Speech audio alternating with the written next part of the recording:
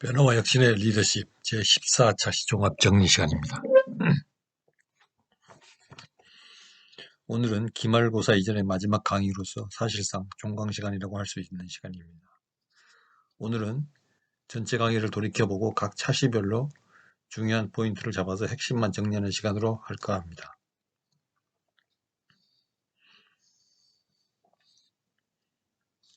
리더십 기술은 다른 사람을 지도하는 과정이지만 사실은 남을 인도하기 전에 자기 자신의 철저한 훈육이 순행되어야 합니다. 결국 나 자신의 통제와 스스로 동기부여를 하는 것이 매우 중요하다는 이야기입니다. 이 과정을 마치면서 스스로 자신에게 외쳐보십시오. 아니, 매일 아침에 일어나면 매일 외쳐보십시오. 나는 이제 변화와 혁신의 라인에 서 있다. 나는 어떻게 변할 것이다.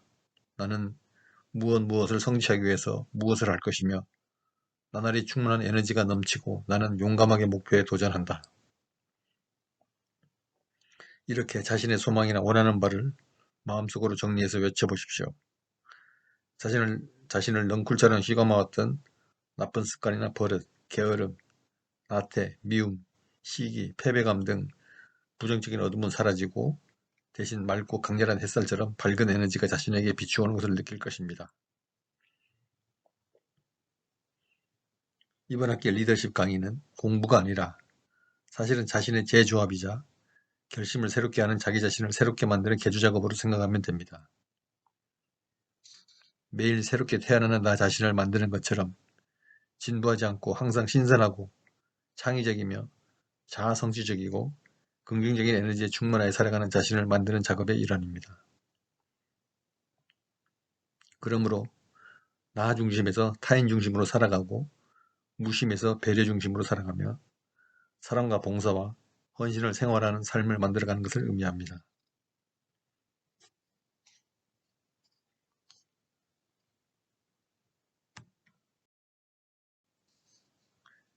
각 주별로 학습한 목차를 살펴보면 다음과 같습니다. 제1주차 리더십 일반 1, 제2주차 리더십 일반 2, 제3주차 자기기술서 작성 안내, 제4주차 리더십의 역사적 이해, 제5주차 메타인지 이론과 리더십 이론, 제6주차 변화 이론 1, 2, 제7주차 혁신 이론, 제8주차 혁신의 확산, 제9주차 중간고사.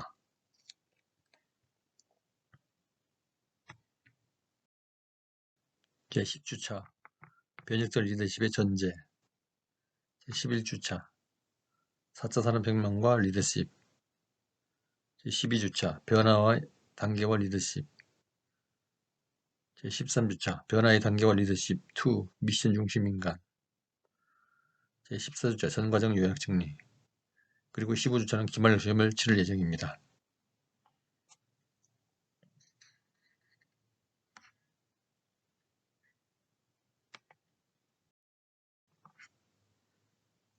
제1주차는 인간관계에서 리더십의 위치와 역할을 살펴보았습니다. 경영자는 항상 유지적이며 효율성만 추구하지만 리더는 변화 혁신을 추구합니다. 여기서 인간관계 맥락에서 리더의 위치를 생각해 보았습니다. 인간은 홀로 존재하지 않습니다. 사회를 이루고 사는 사회적 동물입니다. 그러므로 경영관리와 리더십이 매우 필요합니다. 그런데 리더의 역할은 조직에 영향을 주어서 변화를 도모합니다. 여기서 리더의 유형, 변화와 혁신의 개념이 무엇이며 어떻게 이를 추진해야 하는지가 주요 이슈가 됩니다. 리더의 유형은 권위형, 민주형, 파트너십형, 변혁적 및 서번트형 리더십 유형이 있음을 학습하였습니다. 리더십의 유형은 리더 중심에서 리딩을 받는 사람들 위주로 변화해 왔습니다. 여기서 특히 변혁적 리더십 유형은 다음과 같은 특징을 가진다고 배웠습니다. 첫째, 변혁적 리더십은 다른 말로 변화 유도형 리더십이라고 하며 오늘날의 급변하는 환경과 조직의 설정에 적합한 리더십 유형입니다.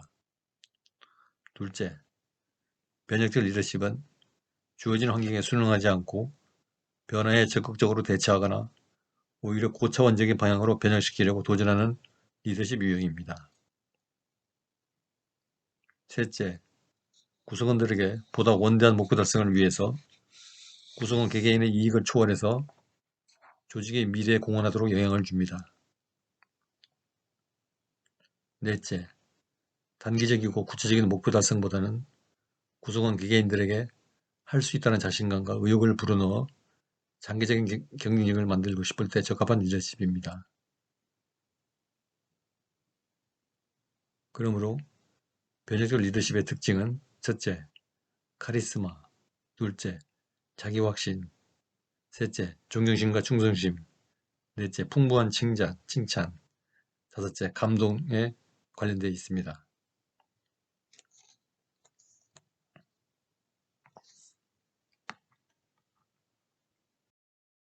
다음은 제2주차 수업을 살펴보겠습니다. 2주차 역시 인간관계론의 맥락에서 리더십과 관련된 개념을 학습하였습니다. 즉, 동기부여, 코칭, 고난이임과 같은 중요한 개념들을 중심으로 학습하였습니다. 그 개념들은 효과적인 변혁적 리더십을 만들기 위해서 갖춰야 할 기초적인 리더십 기술입니다. 효과적인 동기부여 방법은 긍정적 강화를 사용하는 것은 긍정적인 결과를 가져온다는 점을 확인하였고, 훌륭한 코치는 뛰어난 경쟁자라는 점을 명심해야 하며, 높은 성과를 내는 인파워먼트 특징은 도전적이며 흥미있는 일이라는 점을 학습했습니다.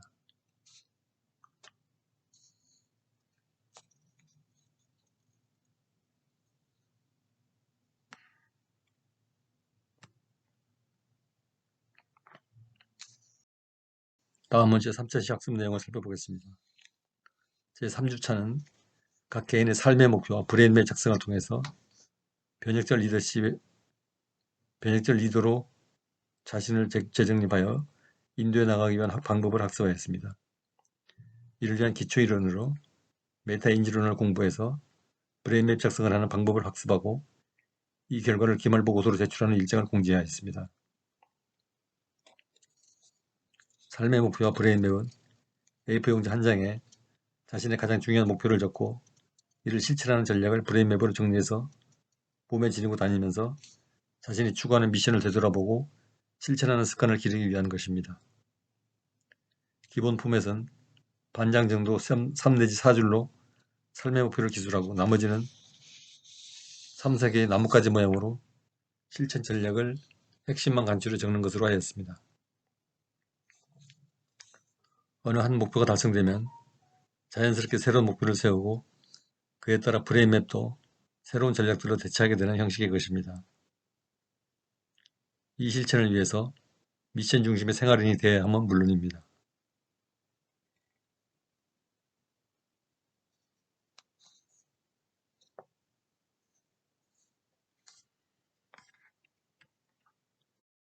다음은 제4차 시 내용입니다.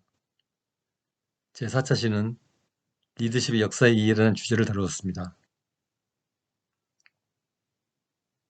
인간의 역사 속에서 리더십이 어떻게 태동되고 그 이후 왕권을 중심으로 또는 귀족의 활동을 중심으로 전개된 리더십이 민주적 리더십에 이르기까지 정치적인 흐름을 살펴보면서 정치적인 리더십도 한 개인의 독자적인 모습에서 민주적인 흐름으로 변천해 왔으며 그에 따라 리더 중심의 포커스에서 조직의 개인 중심으로 포커스가 변천해 왔음을 확인하였습니다. 이것은 과거의 힘 중심의 강압적 이데올로기에서 개인들의 자발성과 자유의지를 인정하는 포용적 및 분권적 사상으로 변화를 가져왔음을 암시하고 있습니다.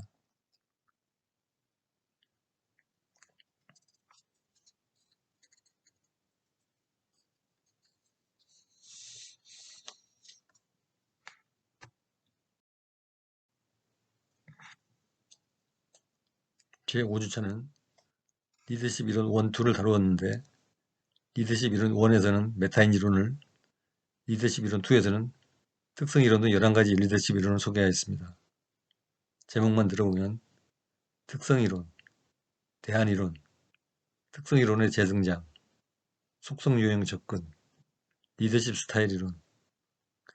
이 리더십 스타일 이론에서는 5가지를 다루었는데 독자적 스타일, 참여적 민주적 스타일, 방위면 스타일, 과업 또는 관계지향 스타일, 온정주의적 리더십 스타일이 그것입니다. 그리고 상황적 및 우발적 리더십 이론, 기능 이론, 통합심리 이론, 거래적 및 변형적 리더십, 리더 구성 교환 이론 및 감성적 리더십 이론 등 11가지를 다루었습니다. 그중 우리가 특히 관심을 두는 이론은 거래적 및 변형적 리더십으로 다음과 같은 특징을 가집니다. 특정 업무를 수행하고 팀의 성과를 보상하거나 처벌할 수 있는 권한을 부여받는 것, 집단은 미리 정해진 목표를 달성하기 위해서 리더를 따르기로 동의함, 생산성이 목표에 미달하면 부하 직원을 평가, 조작 및 교육하고 생산성이 목표를 달성하면 효율성을 보상하는 힘이 리더에게 부여된다는 점 등을 다루었습니다.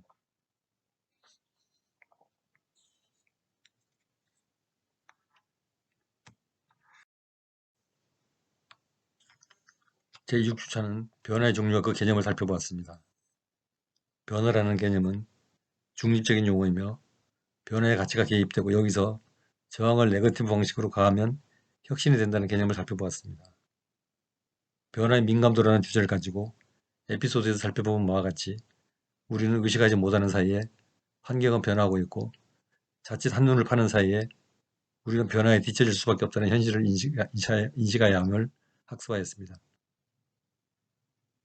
변화의 종류로 가치 중립적인 의미 변화와 의도적인 변화가 있다는 사실을 파악하였습니다.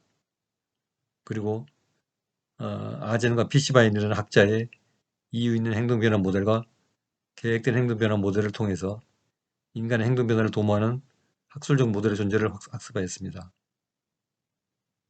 그리고 변화 관리라는 개념을 통해서 변화를 용이하게 하는 프로세스를 학습하였습니다.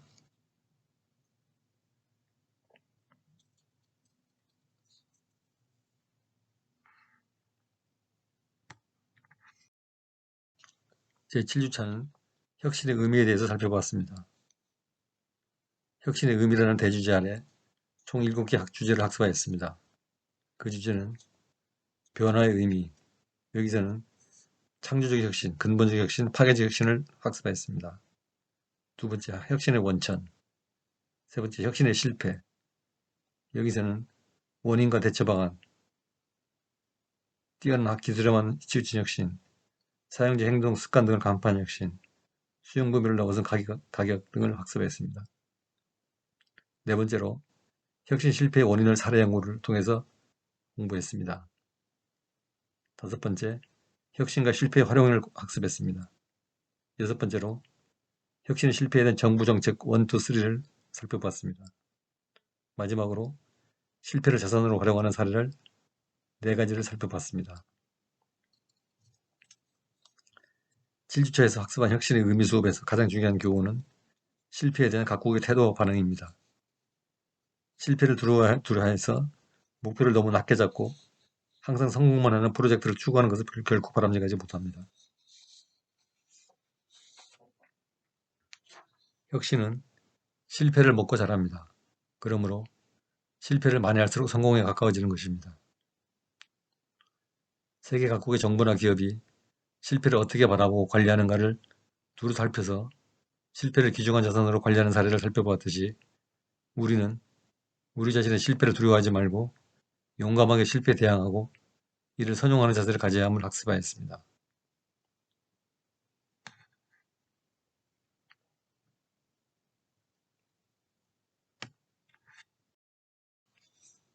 제8주차는 리더십 학습의 백미를 꼽히는 혁신의 확산을 학습하였습니다.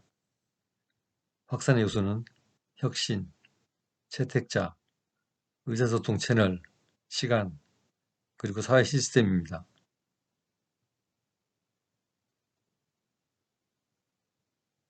혁신의 확산 이론을 맨 처음 비주얼하게 보여준 학자는 가브리엘 타데의 혁신의 S형 곡선입니다.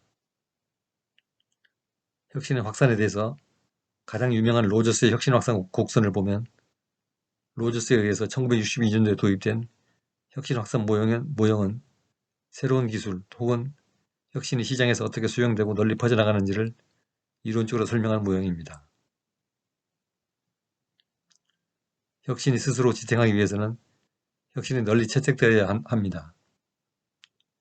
혁신이 채택되는 과정에 어느 시점에서 급격한 확산이 이루어지기 위해서 혁신의 확산 속도나 비율이 임계 질량, 즉 크리티컬 매스에 도달하는 시점이 있습니다. 혁신을 채택하는 자의 범주는 혁신가, 초기 채택자, 초기 다수 채택자, 후기 다수 채택자, 그리고 후발주자가 있습니다.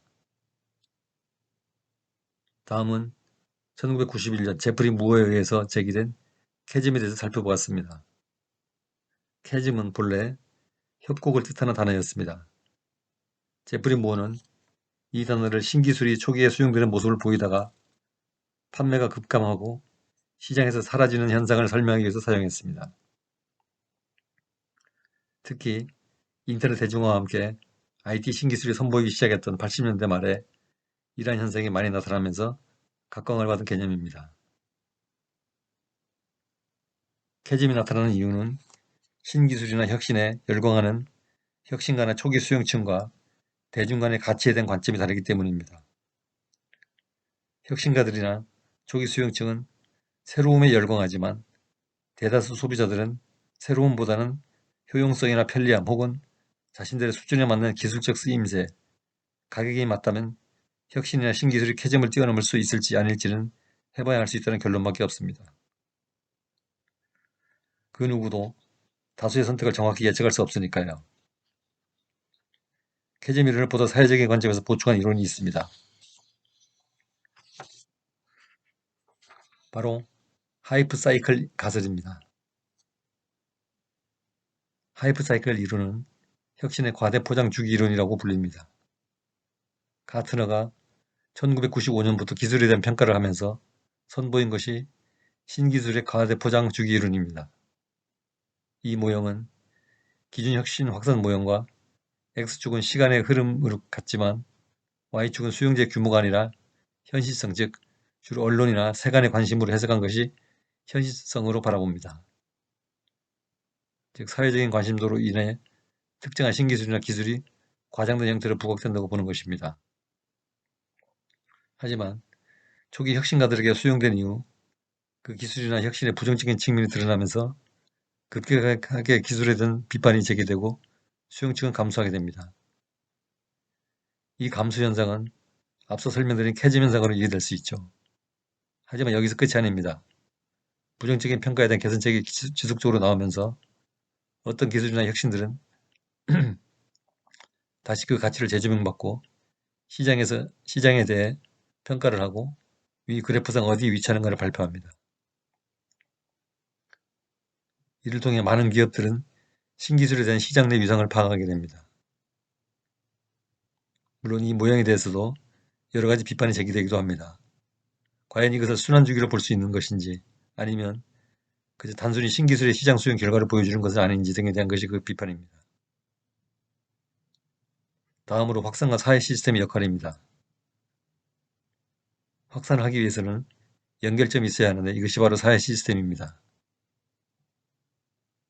확산을 위한 사회 시스템에는 여론 선도자, 즉 오피니언 리더스, 전자통신 사회 네트워크, 일렉트로닉 커뮤니케이션 소셜 네트워크, 조직, 오거니제이션이 있음을 학습하였습니다.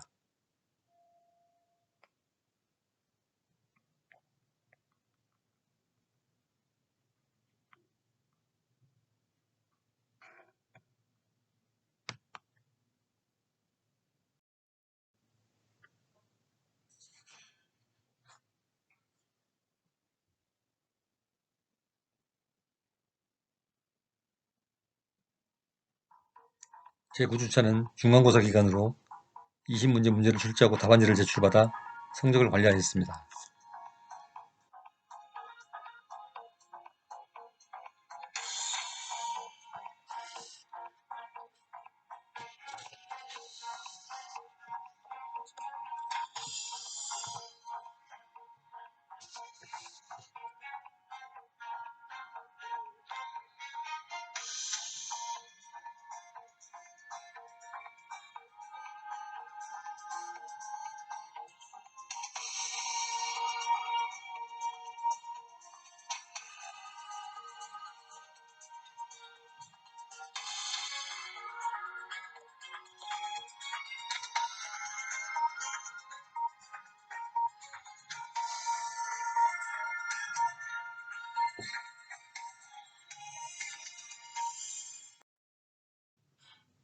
제10주차는 변혁적 리더십의 전제라는 주제를 가지고 학습하였습니다.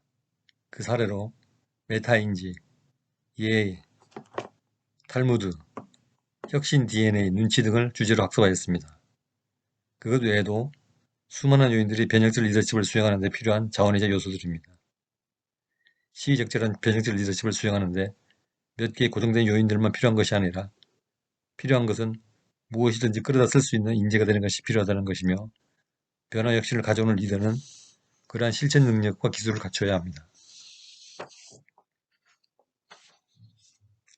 수많은 전제 조건 중에서 하나의 보편적인 만능 해결사를 든다면 예라고 할 수 있습니다. 예는 인간관계에서 가장 정점이 윤리이자 핵심입니다. 예의만 잘 지켜도 인간관계에서 50%는 먹고 들어간다고 할 수 있습니다.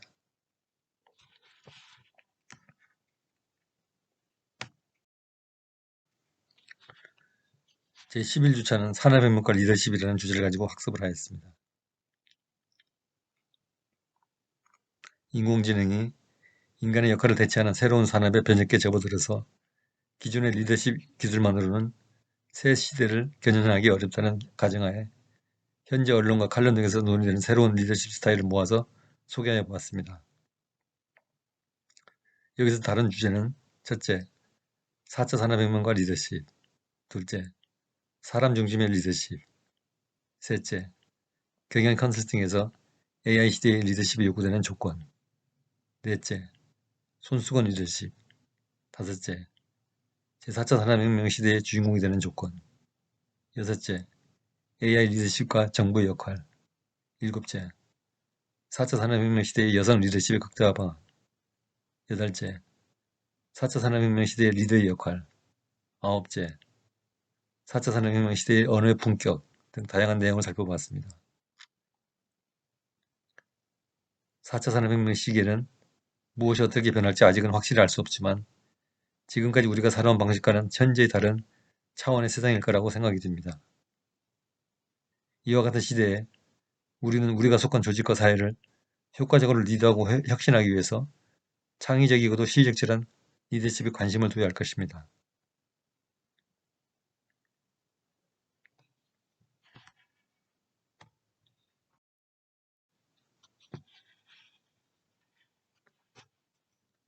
제12주차는 변화 과정과 리더십이라는 주제를 가지고 학습을 하였습니다. 여기서는 두 개의 핵심 주제가 제시되었는데 변화의 단계와 혁신의 내적 리더십입니다. 첫 번째 주제인 변화 단계에서는 환경 분석, 비전 창출, 변화 설계, 변화 추진 및 피드백 등 5가지 소주제를 학습하였습니다. 두 번째 주제인 변화와 혁신의 내적 리더십에서는 영감 주는 비전지기, 분석적 전략지기, 정서적 친밀지기, 실천적 실행지기 등 4가지 소주제를 가지고 학습하였습니다. 그리고 소련 연방 시절 트럭 운전사의 에피소드를 통해서 미션 중심의 삶이 무엇인가에 대해서 생각해보는 시간을 가졌습니다. 어떤 공정이나 생산 또는 서비스 현장에서 작업자에게 미션, 즉 임무 설정이 잘 되어야 한다는 점입니다.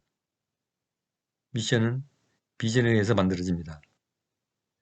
즉 비전은 바람직한 미래 상태를 말하고 미션은 비전을 실체로 이루어내기 위한 구체화 과정입니다.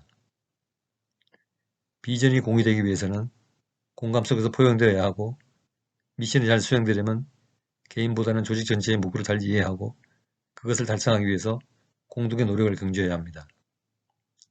미션 중심의 인간은 유연하고 자발적으로 일을 합니다.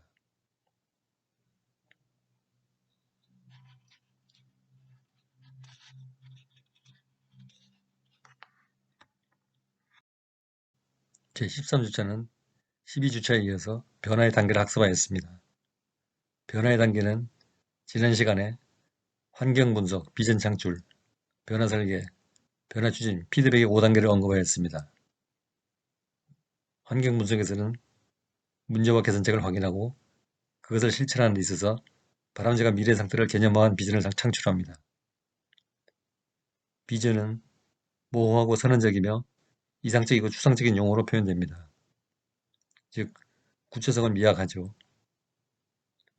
일단 비전이 설정되면 그것을 실천할 전략이나 임무가 구체적으로 마련되어야 합니다. 이것은 미션의 설정 단계인데 바로 변화 설계 단계가 미션의 설정 단계와 같은 말입니다. 지난주 고르바초프의 에피소드에서 보았듯이 미션이 제대로 설정되지 않은 트럭 운전수의 경우 임무는 정시 수송이었습니다. 그러나 제대로 미션 설정을 한 경우 운전사의 임무는 정해진 감자를 목적지까지 정시에 수송하는 것입니다. 여기서 보듯이 어느 조직이나 개인의 미션이 정확하고 효과적으로 잘 설정되었다면 어떤 임무를 수행하는 사회나 조직 시스템의 생산성과 안전성은 확보될 것입니다. 그러나 그것이 미비하다면 그 사회나 조직의 생산성은 미미하고 비효율적인 것이 될 것입니다.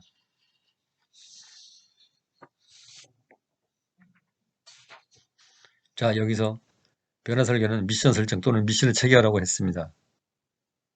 미션은 조직의 목적이나 취지를 반영한 업무 또는 행위, 비전의 하위 개념으로 비전을 이루기 위한 조직과 개인이 가질 수 있는 사명을 말합니다. 미션의 체계화는 조직이나 사회 체계의 위기에 따라서 미션을 설정하는 것을 말합니다.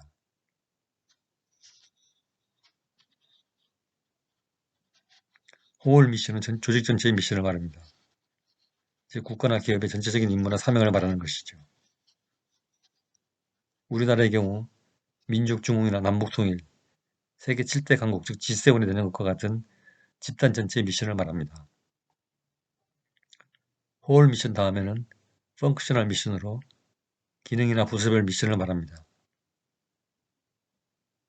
기업을 예로 들면 생산부서, 마케팅부서 또는 국제부서 등 기능에 따라서 나누어지는 업무를 중심으로 미션을 설정하는 것이 펑크셔널 미션입니다.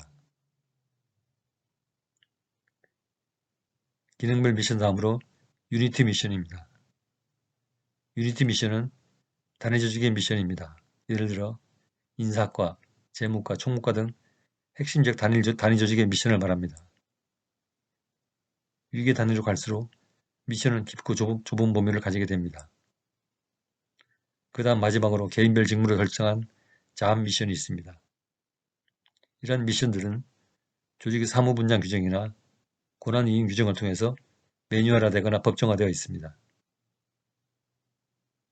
모든 미션이 모든 상세 내용을 다 규정할 수는 없으므로 합리적인 이성을 가진 동기부여된 사람이라면 감자를 수송하면서 질질 흘리고 다니는 사람은 없겠지요.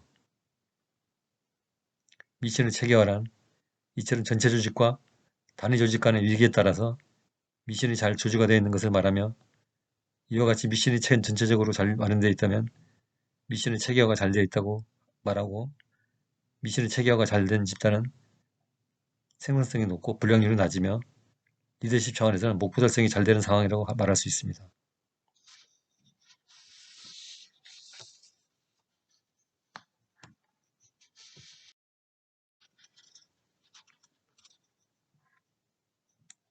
제14주차는 오늘 강의를 하였던 것처럼 전체 과정을 요약 정리하는 시간을 가졌습니다. 리더십은 사실 학문적인 학습이라기보다는 삶의 기술을 배우고 어떻게 실천해 나갈 것인가를 체득하는 과정입니다.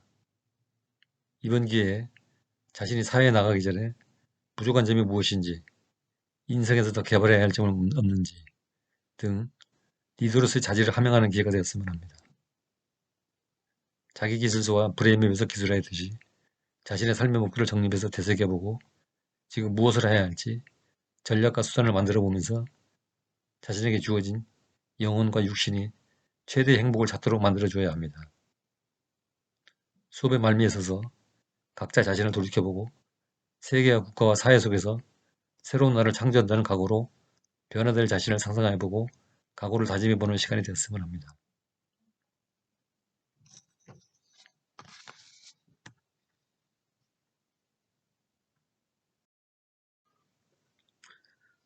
다음은 제15주차의 기말고사를 공지하겠습니다. 시험 실시 기간은 12월 1일 09시부터 12월 5일 24시까지입니다. 이 기간 내 답안지가 제출되어야 유효합니다. 답안지 제출 방법은 GSL의 안내문을 청취하고 5분 이내로 구글 클래스룸 제15주차 수업에서 시험지를 보고 답안지에 답을 적어서 구글 클래스룸 15주차에 업로드해 주시기 바랍니다. 화면에 13주차로 되어 있는데 15주차에 답안지를 업로드해 주시기 바랍니다. 여러 주에 걸쳐서 실시한 퀴즈 응모의 당첨자는 기말고사를 면제합니다.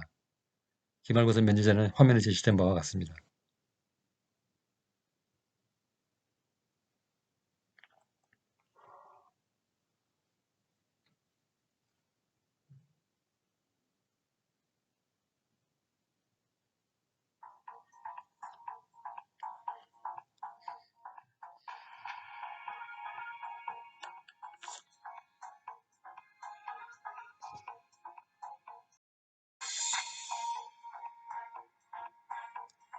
오늘 수업은 총정리 기간으로 짧게 끝내도록 하겠습니다. 금년 2학기 한 학기 동안 부족한 강의를 듣느라 고생 많았습니다. 모두 시험 잘 보시고 유익한 방학 보내시기 바랍니다. 안녕히 계십시오.